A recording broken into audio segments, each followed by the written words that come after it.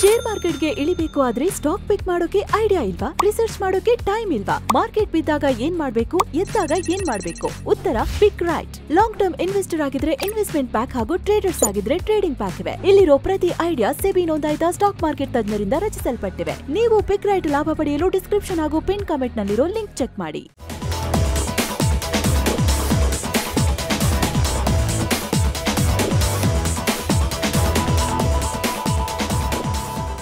Hi friends, ಇದು mastmaga.comನ international bulletin ಸುತ್ತು ಜಗತ್ತು. ನಾನು ಅಮರ್ ಪ್ರಸಾದ್. ಭಾರತ ಪಾಕ್ ಗಡಿಯಲ್ಲಿ ಬುಧವಾರ ತಡರಾತ್ರಿ ಪಾಕ್ ಸೈನಿಕರು ಅಪ್ರಚೋದಿತ ಗುಂಡಿನ ದಾಳಿಯನ್ನು ನಡೆಸಿದ್ರಲ್ಲ, ಇದಕ್ಕೆ ನಾವು ಪ್ರೀವಿಯಸ್ ಸುತ್ತು ಜಗತ್ತು ಎಪಿಸೋಡ್ನಲ್ಲಿ ಇದರ ಬಗ್ಗೆ ಮಾಹಿತಿಯನ್ನು ಕೊಟ್ಟಿದ್ವಿ. ಇದಕ್ಕೆ ಪ್ರತಿಯಾಗಿ ಭಾರತೀಯ ಯೋಧರು ಕೂಡ ಸಿಕ್ಕಾಪಟ್ಟೆ ಪ್ರತಿದಾಳಿಯನ್ನು ನಡೆಸಿ ಪಾಕ್ ಸೇನೆಗೆ ಡ್ಯಾಮೇಜ್ ಮಾಡಿದ್ದು ಕೂಡ ಹೇಳಿದ್ವಿ. ಈ ವಿಚಾರವಾಗಿ ಮೊದಲ ಬಾರಿಗೆ ಪಾಕ್ ಸೇನೆ ಪ್ರತಿಕ್ರಿಯೆ ಕೊಟ್ಟಿದೆ. ಅಯ್ಯಯ್ಯೋ ಇಲ್ಲಿ ನೋಡಿ ಬನ್ನಿ ಸ್ವಲ್ಪ ಅಂತ ಬೀದಿಲಿ ನಿಂತ್ಕೊಂಡು ಗೋಳಿಟ್ಟಿದೆ. ಜೊತೆಗೆ ಗುಂಡಿನ ದಾಳಿ ಆಗೋಕ್ಕೆ ನಾವು ಕಾರಣ ಅಲ್ಲ, ಭಾರತದ ಸೈನಿಕರೇ ನಮ್ಮ ಮೇಲೆ ನಾವೇನು ಪ್ರಚೋದನೆ ಕೊಟ್ಟಿರಲಿಲ್ಲ, ಅವರೇ ಅಪ್ರಚೋದಿತವಾಗಿ ದಾಳಿ ಮಾಡಿದ್ದಾರೆ ಅಂತ ಪಾಕಿಸ್ತಾನ ಗೋಳಾಡ್ಬಿಟ್ಟಿದೆ. ಆಜಾದ್ ಕಾಶ್ಮೀರದಲ್ಲಿ ಅಂದರೆ ಪಾಕ್ ಆಕ್ರಮಿತ ಕಾಶ್ಮೀರದಲ್ಲಿ ಭಾರತ ನುಗ್ಗಿ ನೆಲ ಸ್ಫೋಟಕಗಳನ್ನು ಇಟ್ಟು ನಮ್ಮ ಮೇಲೆ ದಾಳಿ ಮಾಡ್ತಾ ಇದೆ. 2016ರಿಂದ ಇದೆಲ್ಲ ಶುರುವಾಗಿದೆ. ಗಡಿಯಲ್ಲಿರೋ ಚಕೋತಿ, ನೆಜಾಪಿರ್, ಚಿರಾಕೋಟ್, ರಾಕ್ ಚಕ್ರಿ, ದೇವಾ, ಬತ್ತಲ್ ಮತ್ತು ಕೋಟ್ಕೊಟೇರಾ ಪ್ರದೇಶಗಳಲ್ಲಿ ಭಾರತೀಯ ಸೇನೆ ಸುಧಾರಿತ ಸ್ಫೋಟಕಗಳನ್ನು ನೆಡ್ತಾ ಇದೆ. ಇಂತಹ 54 ಪ್ರಕರಣಗಳಲ್ಲಿ ನಮಗೆ ಸಾಕ್ಷ್ಯ ಕೂಡ ಸಿಕ್ಕಿದೆ ಅಂತ ಪಾಕ್ ಸೇನೆಯ ಹಿರಿಯ ಅಧಿಕಾರಿಗಳು ಆರೋಪ ಮಾಡಿದ್ದಾರೆ. ಅಲ್ಲದೆ ಇತ್ತೀಚೆಗೆ ಫೆಬ್ರವರಿ 4ರಿಂದ 6ರವರೆಗೆ ದೇವಾ ಮತ್ತು ಬಕ್ಸಾರ್ ಸೆಕ್ಟರ್ನಲ್ಲಿ ಹೂತಿಟ್ಟಿದ್ದ 4 ಸುಧಾರಿತ ಸ್ಫೋಟಕಗಳನ್ನು ರಿಕವರ್ ಮಾಡಲಾಗಿದೆ. ಇದರಿಂದ ಓರ್ವ ನಾಗರಿಕನ ಪ್ರಾಣವೂ ಹೋಗಿದೆ. ಹೀಗಾಗಿ ಗಡಿಯಲ್ಲಿ ಉದ್ವಿಗ್ನತೆ ಜಾಸ್ತಿಯಾಗಿದೆ. ಬುಧವಾರ ತಡರಾತ್ರಿ ದೇವಾ ಮತ್ತು ಬಕ್ಸಾರ್ ಸೆಕ್ಟರ್ಗಳಲ್ಲಿ ಭಾರತವೇ ಕದನ ವಿರಾಮ ಉಲ್ಲಂಘನೆ ಮಾಡಿ ನಮ್ಮ ಸೈನಿಕರ ಮೇಲೆ ದಾಳಿ ಮಾಡಿದೆ. ಪರಿಣಾಮ 2 ಸೈನಿಕರು ಗಾಯಗೊಂಡಿದ್ದಾರೆ. LOC ಗಡಿಯ ಬಾಗ್, ಬತ್ತಲ್ ಮತ್ತು ದೇವಾ ಪ್ರದೇಶಗಳಲ್ಲಿ ಭಾರತೀಯ ಪಡೆಗಳು ಸ್ಫೋಟಕಗಳನ್ನ, ಆಯುಧಗಳನ್ನ ಸಾಗಿಸುವ ಮೂಲಕ ಅಸ್ಥಿರತೆ ಉಂಟು ಮಾಡೋಕೆ ನೋಡ್ತಾ ಇದ್ದಾರೆ ಅಂತ ಪಾಕ್ ಭದ್ರತಾ ಪಡೆಗಳು ಆರೋಪಿಸಿವೆ. ಅಲ್ಲದೆ ನಾವಿದನ್ನ ಬಿಡೋದಿಲ್ಲ, ಈ ಸಂಬಂಧ ಸೂಕ್ತ ಸಾಕ್ಷ್ಯಗಳ ಸಮೇತ ಭಾರತದ ವಿರುದ್ಧ ವಿಶ್ವಸಂಸ್ಥೆ ಅಧಿಕಾರಿಗಳಿಗೂ ದೂರು ಕೊಡ್ತೀವಿ ಅಂತ ಪಾಕ್ ಅಧಿಕಾರಿಗಳು ಹೇಳ್ಕೊಂಡಿದ್ದಾರೆ.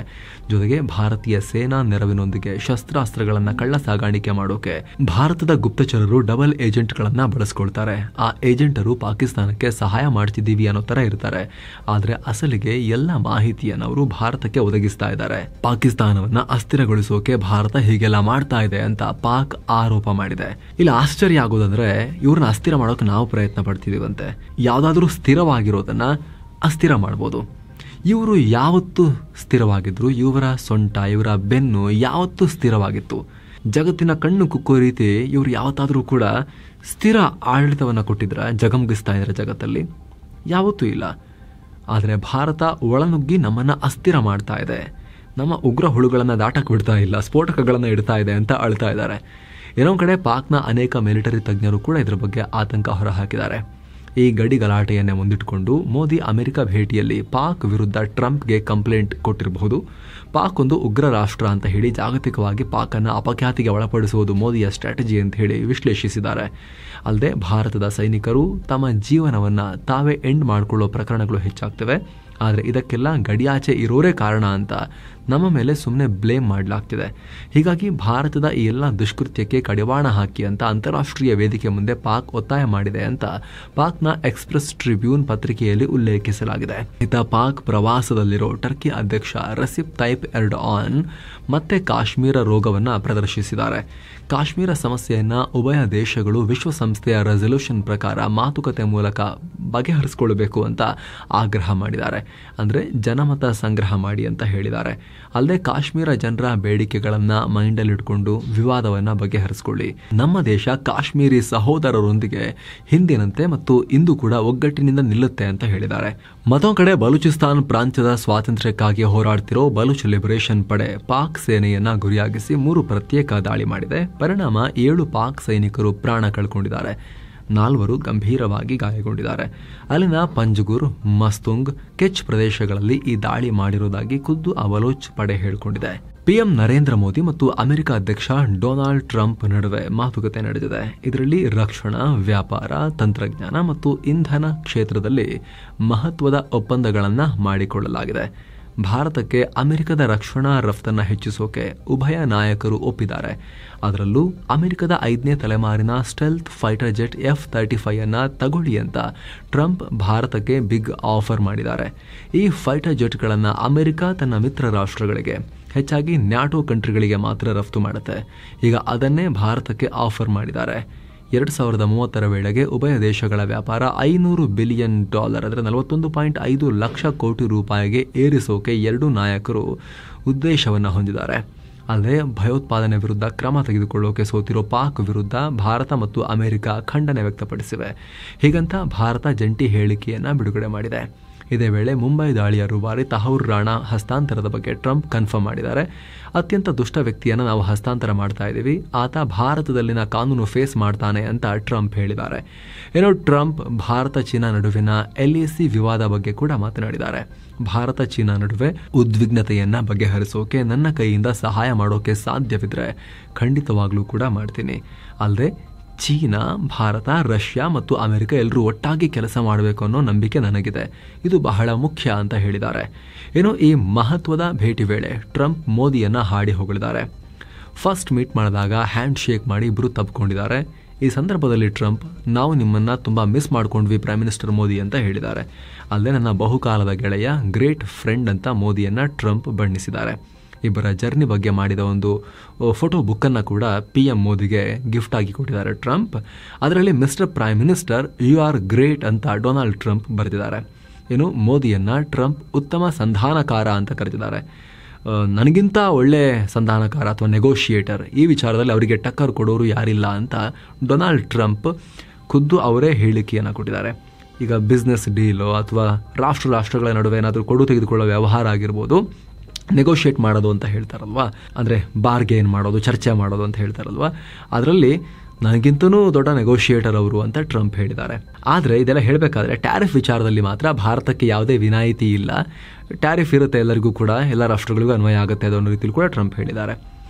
ಅಮೆರಿಕ ಭೇಟಿ ವೇಳೆ PM Narendra Modi Russia Ukraine ವಿಚಾರವಾಗಿ ಮಾತನಾಡಿದ್ದಾರೆ. ಈ ವಿಚಾರದಲ್ಲಿ ಭಾರತ ತಟಸ್ಥ ನಿಲುವನ್ನ ಹೊಂದಿಲ್ಲ, ಭಾರತ ಶಾಂತಿಯ ಕಡೆ ಇದೆ. ನಾನು ಈಗ ಆಲ್ರೆಡಿ ರಷ್ಯಾ ಅಧ್ಯಕ್ಷ ವ್ಲಾದಿಮಿರ್ ಪುಟಿನ್ಗೆ ಇದು ಯುದ್ಧ ಮಾಡೋ ಸಂದರ್ಭ ಅಲ್ಲ ಅಂತ ಹೇಳಿದ್ದೆ. ಯುದ್ಧ ನಿಲ್ಲಿಸುವಲ್ಲಿ ಅಧ್ಯಕ್ಷ ಡೊನಾಲ್ಡ್ ಟ್ರಂಪ್ರ ಪ್ರಯತ್ನಕ್ಕೆ ನಾನು ಸಪೋರ್ಟ್ ಮಾಡ್ತೀನಿ ಅಂತ ಮೋದಿ ಹೇಳಿದ್ದಾರೆ. ಟ್ರಂಪ್ರನ್ನ ಮೀಟ್ ಮಾಡೋಕ್ಕೂ ಮುಂಚೆ ಮೋದಿ ಟೆಕ್ ದಿಗ್ಗಜ, ಟ್ರಂಪ್ ಆಡಳಿತದಲ್ಲಿ ಡಿಪಾರ್ಟ್ಮೆಂಟ್ ಆಫ್ ಗವರ್ಮೆಂಟ್ ಎಫಿಷಿಯನ್ಸಿಯ ಮುಖ್ಯಸ್ಥರು ಆಗಿರೋ ಇಲಾನ್ ಮಸ್ಕ್ ಜೊತೆಗೆ ಮಾತನಾಡಿದ್ದಾರೆ. ಇನೋವೇಷನ್, ಬಾಹ್ಯಾಕಾಶ, ಆರ್ಟಿಫಿಷಿಯಲ್ ಇಂಟೆಲಿಜೆನ್ಸ್ ಸೇರಿ ಅನೇಕ ವಿಚಾರಗಳ ಬಗ್ಗೆ ಡಿಸ್ಕಸ್ ಮಾಡಲಾಗಿದೆ. ಮಸ್ಕ್ ಮೋದಿಗೆ Starship hexagonal heat shield tile ನೀಡಿದ್ದಾರೆ. ಇದು ಸ್ಟಾರ್ಶಿಪ್ ಸ್ಪೇಸ್ ಕ್ರಾಫ್ಟ್ನ ಒಂದು ಕಾಂಪೊನೆಂಟ್. ಸ್ಟಾರ್ಶಿಪ್ನಲ್ಲಿ ಬಳಸಲಾಗುವ ಅತ್ಯಾಧುನಿಕ ಟೆಕ್ನಾಲಜಿಯನ್ನು ಸೂಚಿಸುತ್ತೆ. ಈ ಸಂದರ್ಭದಲ್ಲಿ ಮಸ್ಕ್ ಜೊತೆ ಅವರ 3 ಮಕ್ಕಳಿದ್ರು. ಮಸ್ಕ್ ಸಂತಾನ ಕ್ರಾಂತಿ ಇನ್ನೂ ಸುದೀರ್ಘ ಇದೆ, ಕಂಟಿನ್ಯೂ ಆಗ್ತಾನೆ ಇದೆ, ಡಜನ್ ಮುಟ್ಟಿರ್ಬೋದು ಬಹುಶಃ ಈಗ. ಬಟ್ 3 ಜನರನ್ನ ಕರ್ಕೊಂಡ್ಬಂದಿದ್ರು. ಭಾರತ ಮೂಲದ ಅಮೆರಿಕನ್ ಉದ್ಯಮಿ ಹಾಗೂ ರಿಪಬ್ಲಿಕನ್ ಪಾರ್ಟಿಯ ನಾಯಕ ವಿವೇಕ್ ರಾಮಸ್ವಾಮಿಯನ್ನ ಕೂಡ ಮೋದಿ ಮೀಟ್ ಮಾಡಿದ್ದಾರೆ. ಉಭಯ ದೇಶಗಳ ಸಂಬಂಧದ ಕುರಿತು ಚರ್ಚಿಸಿದ್ದಾರೆ. ಅಮೆರಿಕದ ನಾಯಕರನ್ನ ಭೇಟಿ ಮಾಡಿ ಎಲ್ಲ ಮಹತ್ವದ ಎಂಗೇಜ್ಮೆಂಟ್ಗಳ ಬಳಿಕ PM ಮೋದಿ ಅಮೆರಿಕ ಪ್ರವಾಸವನ್ನು ಮುಗಿಸಿ ಭಾರತದ ಕಡೆಗೆ ವಾಪಸ್ ಆಗಿದ್ದಾರೆ. ಅಮೆರಿಕ ಅಧ್ಯಕ್ಷ ಡೊನಾಲ್ಡ್ ಟ್ರಂಪ್ ನರೇಂದ್ರ ಮೋದಿ ಅವರನ್ನ ಮೀಟ್ ಮಾಡೋಕ್ಕೂ ಮುಂಚೆ ಟ್ಯಾರಿಫ್ ವಿಚಾರವಾಗಿ ದೊಡ್ಡ ನಿರ್ಧಾರವನ್ನು ಮಾಡಿದ್ದಾರೆ. ಆಗ್ಲೇ ನಿಮ್ಗೆ ಹೇಳಿದ್ವಿ. ಡೀಟೇಲ್ ಆಗಿ ಹೇಳಬೇಕು ಅಂದರೆ ಹೆಚ್ಚಿನ ಟ್ಯಾರಿಫ್ ಹೇರೋ ತಮ್ಮ ಟ್ರೇಡಿಂಗ್ ಪಾರ್ಟ್ನರ್ಗಳಿಗೆ ಟ್ಯಾರಿಫ್ ಹೆಚ್ಚಿಸುವ ಆದೇಶಕ್ಕೆ ಸೈನ್ ಕೂಡ ಹಾಕಿದ್ದಾರೆ. ಅಲ್ಲದೆ ಇವರೆಲ್ಲ ಶತ್ರುಗಳಿಗಿಂತಲೂ ಕೆಟ್ಟವರು ಅಂತ ಹೇಳಿದ್ದಾರೆ. ಹಾಗೂ ಭಾರತ ಬೇರೆ ದೇಶಗಳಿಗಿಂತ ಹೆಚ್ಚಿನ ಟ್ಯಾರಿಫ್ ಹಾಕುತ್ತೆ ಅಂತ ಉಲ್ಲೇಖ ಮಾಡಿದ್ದಾರೆ. ಬ್ರಿಕ್ಸ್ ಕೂಟದ ಮೇಲೂ ಕೂಡ ಟ್ರಂಪ್ ಕಿಡಿಕಾರಿದ್ದಾರೆ. ಕೆಟ್ಟ ಉದ್ದೇಶದಿಂದ ಬ್ರಿಕ್ಸ್ ರಚಿಸಲಾಗಿದೆ, ಬ್ರಿಕ್ಸ್ ಸತ್ತೇ ಹೋಗಿದೆ, ನಮ್ಮ ಡಾಲರ್ ರಿಪ್ಲೇಸ್ ಮಾಡೋಕೆ ಬ್ರಿಕ್ಸ್ ಪ್ರಯತ್ನ ಪಟ್ಟರೆ 100% ಟ್ಯಾರಿಫ್ ಹಾಕ್ತೀವಿ ನಿಮ್ಮ ಮೇಲೆ, ನಮ್ಮ ಜೊತೆ ಆಟ ಆಡಬೇಡಿ ಅಂತ ದೊಡ್ಡ ಎಚ್ಚರಿಕೆಯನ್ನು ಮತ್ತೆ ಪುನರುಚ್ಚಾರ ಮಾಡಿದ್ದಾರೆ.